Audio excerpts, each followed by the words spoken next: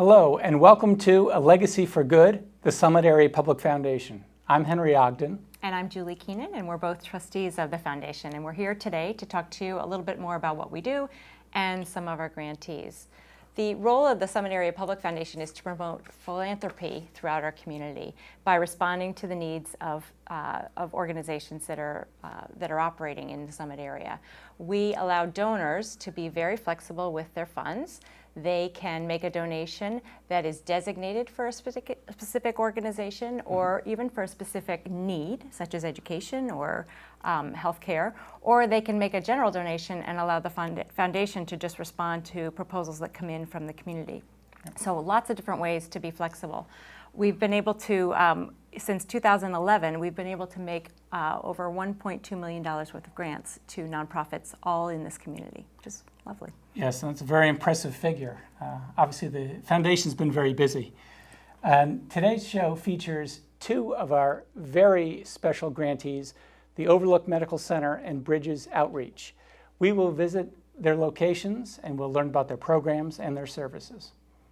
We make grants primarily in the areas of the elderly, healthcare, education, civic projects, and special programs for special needs populations. Today we have Lyle Brem, who is the co-founder or the co-director, of the Grants Committee, who's here to talk to us a little bit more about the foundation. Welcome, Lyle. Thank you very much. So, Lyle, the Grants Committee is at the core of what the foundation does. Can you tell us how long you've been on the Grants Committee? Well, it's 15 or 16 years now since I joined the board of SAPF, and I've been on the Grants Committee that entire time. I came from a background of development at a university, and that led me to be on the Grants Committee. I've learned a lot about our community through being on this committee, and I've learned how fortunate we are to have such strong nonprofit service organizations. And I've also discovered that the foundation plays a critical role in helping them to serve the residents of Summit and the area. Yes, it does. We're fortunate to have your long-standing service on the Grants Committee. Maybe you could tell us a little bit about how that process works. Well, of course, that would be great. The first thing that happens is we receive our grant applications in two cycles. One is in the fall by September 15th. The second is in the spring, and we would receive grant applications by February 15th. At that time, the co-chair, who's Joanne McDonough, and I would review them for completeness. Once we determine they're complete, then we assign them to Grants Committee members who will review them in detail. At that time, if it's an unknown agency to us or a new proposal, we will make visits to that organization and explore with them their programs and their request. Once we've done that review, we come back to the Grants Committee as a whole, and we will make a recommendation as to whether we think it should be funded or not. At that time, we can do further research if there are questions to be answered, or we can move forward and review the proposal and then make a recommendation to the Board of Trustees. And the board also meets at least twice a year, presumably, to vote on the recommendations of the Grants Committee. It votes 2 times per year on grants, yes. Well, that sounds like a very, very thorough process, and I commend both you and Joanne for doing it, and especially for so long. Can you tell us about, are most of the grants applications that are received, are they approved? Or if one is rejected, can you give us a typical reason why one might be rejected? Well, many grants are approved. I would say majority are approved. One main reason we sometimes turn down organizations is that we may not have adequate funding in a particular fund that would be appropriate for that organization. Another might be if we had any sort of questions about their governance or financial status. Another would be if they've already received funding 3 years in succession. Yes, we fund most proposals. Well, tell us a bit more about the 3-year rule. What is behind that? What's the rationale? Well, I think the main reason is that the foundation doesn't want organizations to begin to think of SAPF as a line item in their budget. We look more towards new projects, innovative projects, collaborative projects, of helping to provide seed monies to help things start. Now, Summit area is right in the foundation's name. How geographically broad is the area from your experience? Well, it includes not only Summit, but all of the communities surrounding Summit, and many in Union County that are farther away from Summit, but mainly Union County. And how does one learn of the grant application process? Do they go to the website or do they call someone in the... Well, it's varied. Of course, they can now go to the website, which is a great improvement. They will find the application there and the guidelines. They also may call us on the telephone or send us an email. We ask if someone is a first-time applicant that they send us a letter of inquiry ahead of time to determine if they would be eligible for applying to SAPF for funding. And the website is sapfnj.org if they wanted more information on or a grant application? Correct. I'm glad you remember that. Well, someone thoughtfully wrote it down for me. Last time I forgot the NJ. So thanks, Lyle, for telling us a little bit more about the grants process and how that evolves and how that works over time. We appreciate it. Thank you. Thank you, Lyle. One of our grantees is the Overlook Medical Center, which is a new and better descriptive name for what was formerly Overlook Hospital. Now, we all know people in our community who've been sick and gone through a hard time and have been treated at Overlook. But what we don't often think about are the other people that might need support. And family members of people who are sick also need support, they need services, they need help. And Overlook has really expanded to be able to provide those services. Henry was able to visit the Thomas Glasser Caregiver Center at Overlook, and tell us what you saw, Henry. And Sue, what is your role here? I'm the manager of the Patient Experience and Volunteer Services here at Overlook. And Marianne? Hi, I'm Marion, and I'm the coordinator of the Thomas Glasser Caregiver Center, and I'm a social worker. Can you tell us a bit about this center? What exactly goes on here? Well, the reason we developed the Thomas Glasser Caregiver Center at Overlook is to help our families of critically and chronically ill patients. This center does nothing for our patients, but it's for the family members, and it offers them support and an area of solitude where they can rest and recoup their energy, have something to eat, use our computers, and use the services of Marion, who's our social worker that can give them all the support that they may need. Marianne, can you tell us a bit about what you do here? I'm the coordinator of the center, and a lot of the center is staffed by volunteers. So we have volunteer coaches who are trained, who then can provide support to our family members during this crisis and the hospitalization.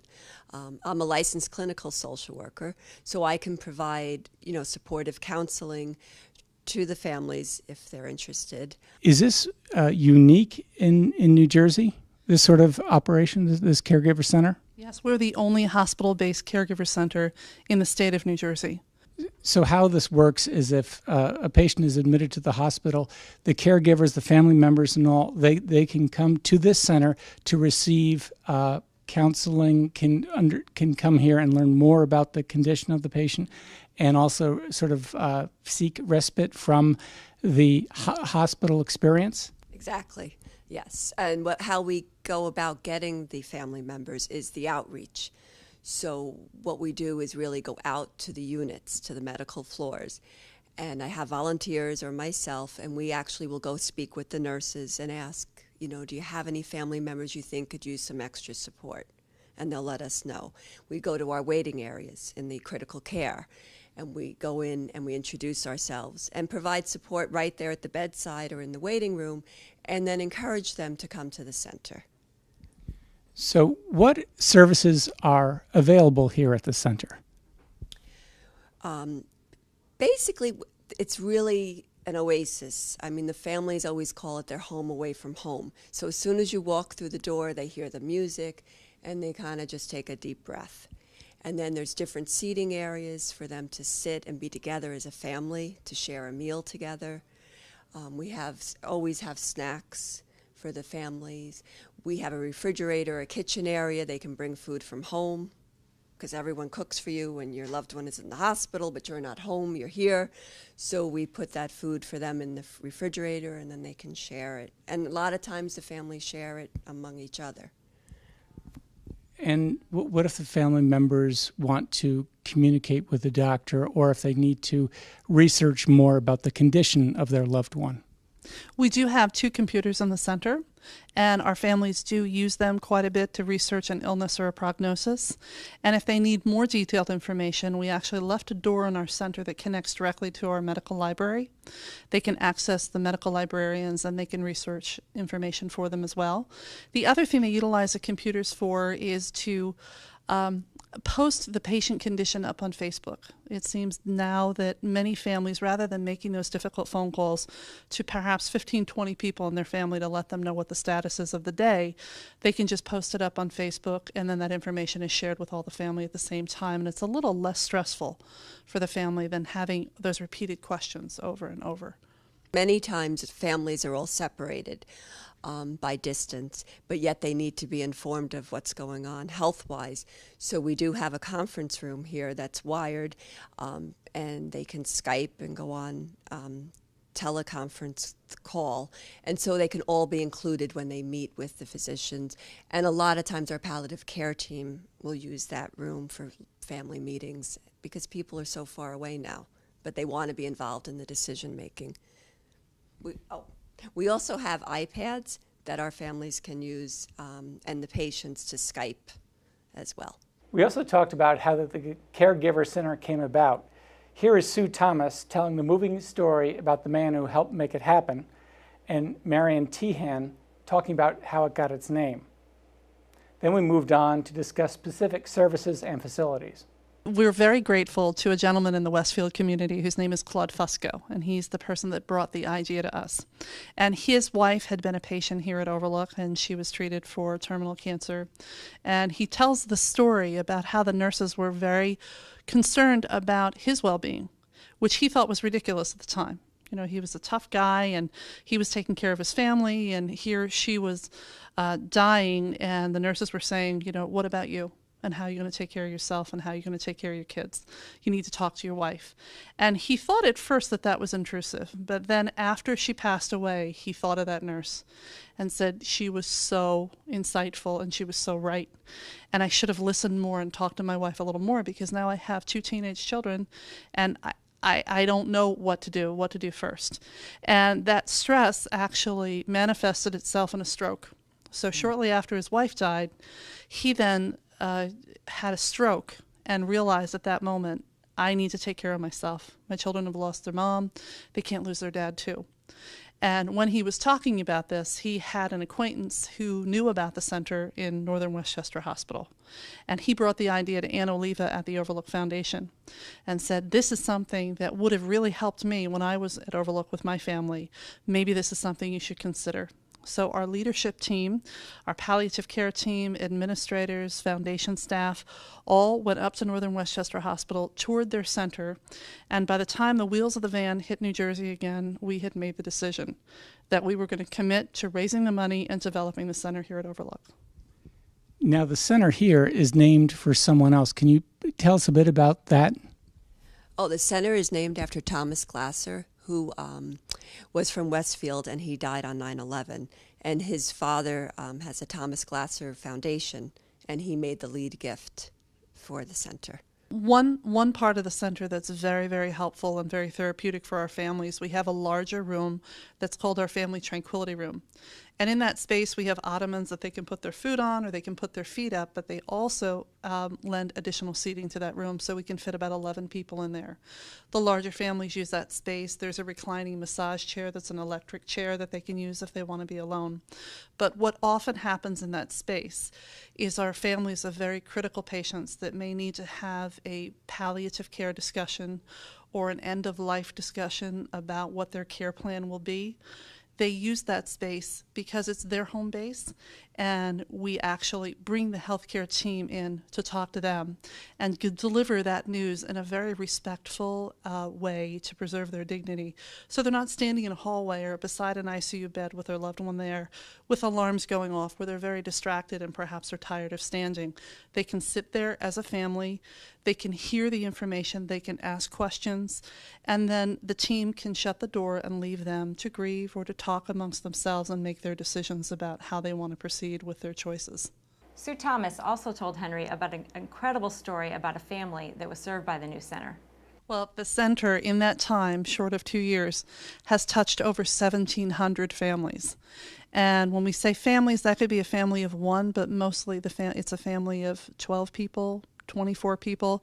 The largest family that we had in the center actually had 45 people. And they were all here at the same time, and they respectfully shared the space with other families. But it was an elderly woman, so her husband was there. It was their children, and I believe they had 8 children between them. Those children had spouses, and they also had grandchildren. So one of our goals was to make sure that the center would be the home away from home for our families that can't get home and want to stay close to their loved one. And when you walked in that day, the scene that you saw is the grandfather sitting at the kitchen table playing Scrabble with his grandchildren. The parents reading in the background here, children laying on the floor coloring, and this family also had a seeing eye puppy. So their little seeing eye puppy was here, and their family was intact, and it was really a wonderful, wonderful sight. We accomplished what our goal was. And that's such a scene, as you described, that you would not ever envision in a regular hospital. So it's wonderful that the Overlook Medical Center provides such a special spot. At the end of our visit there, Sue and Marion told us about how surprised families are that this type of service is available at Overlook Medical Center. And our families are so surprised that we have this. And we have many success stories of patients that get well, and they're hearing that their loved one is going to the center for a cup of coffee and for a massage, and they think that they're hallucinating. And they said, no. So they often come. The family will bring them here and said, I want you to meet my daughter or my husband. And this is where I came for the massage. And the patient's going, I thought I was here to get the care. So the families, when they come here, are really looking for a quiet space to get away from all the IV pulls and the bells. So by design, we have no TVs here. We also play tranquil music in the background, and oftentimes the families will ask us what it is. I mean, they really appreciate it because as soon as they come in, they feel relaxed.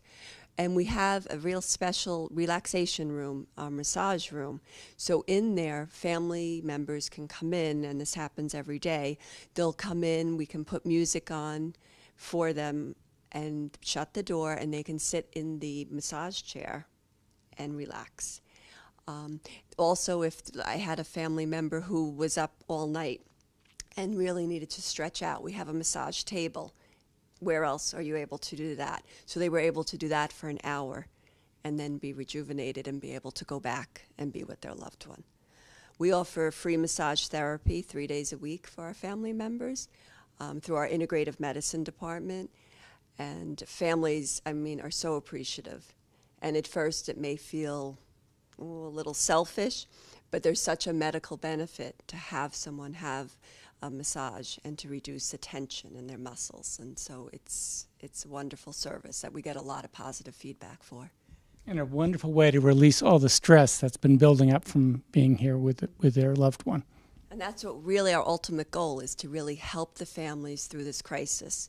So if that takes listening to them, providing relaxation tapes, the massage therapy, sitting down and having a meal, getting them to eat so they take care of themselves, reminding them to take their medications. So the staff here and the volunteers, that's our goal, is to just really help the families through this crisis. It's really wonderful that Overlook, which is such a fine hospital, has expanded beyond the care and the needs of the sick to really encompass the whole family and in many ways the whole community. It's just a great service for all of us.